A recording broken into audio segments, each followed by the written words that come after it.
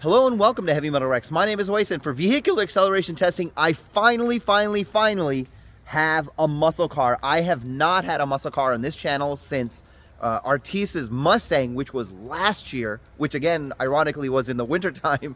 It's a little cold outside, that's why I'm not wearing my Heavy Metal Rex t-shirt. But if you guys don't know, I have a website, heavymetalrex.com, where I am selling a bunch of merch, including my t-shirts. I've got some hoodies, I got a couple other things, and the memberships on my YouTube channel are on. So if you want to find a way to support this channel, that's the best way to do it.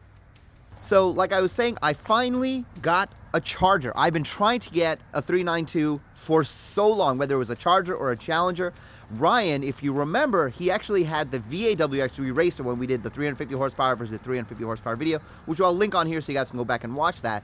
This is really cool because everybody has been asking, well, you haven't raced in a muscle car. You haven't raced a muscle car.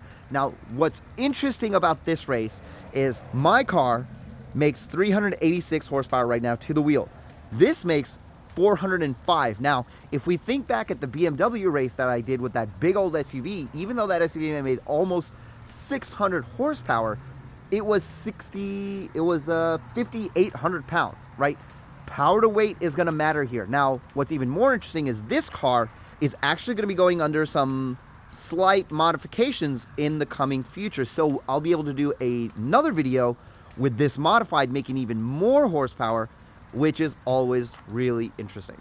So I want to stress this. I cannot stress this enough. When I do these races and I do these things, it is not about who wins or who loses, which is the better car. It's really about the delta. And all I've ever tried to show is how much better the WRX can be for you, for if you're buying a car and you're buying it and you're going to modify it. Because yes, this car does make a lot more horsepower than the WRX. However, the cost difference between these two cars is what, about 20,000 new? Because what is this new, like 60? So yeah, so because this is an SRT Daytona, right? 65 brand new.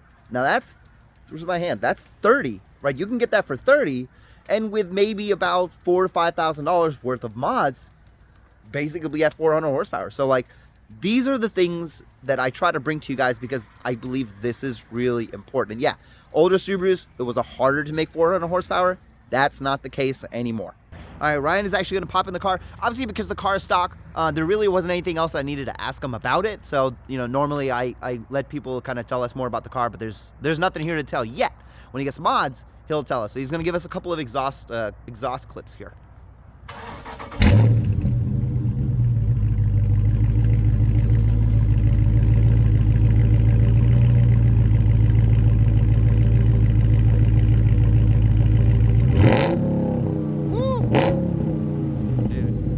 Not go wrong with a V8, to be honest.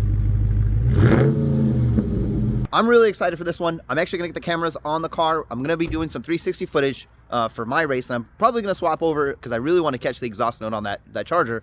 I will try my hardest to get some footage inside the car, but when it's nighttime, it's always a little dark and harder to do. So let me get this set up.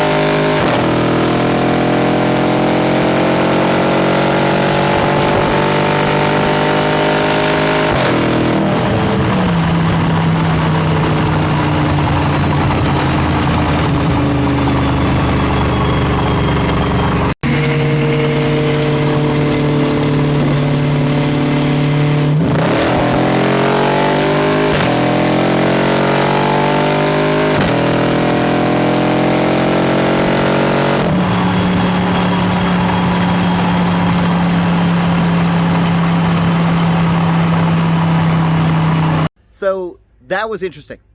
And somewhat kind of what I expected because of power to weight ratio. Still, when this car comes back making, 500, 550, I think it's going to be a considerably different story, but still it's going to be very interesting. And I know Ryan's going to be here and I'm going to be here and we're going to do it again. Ryan, what did you think?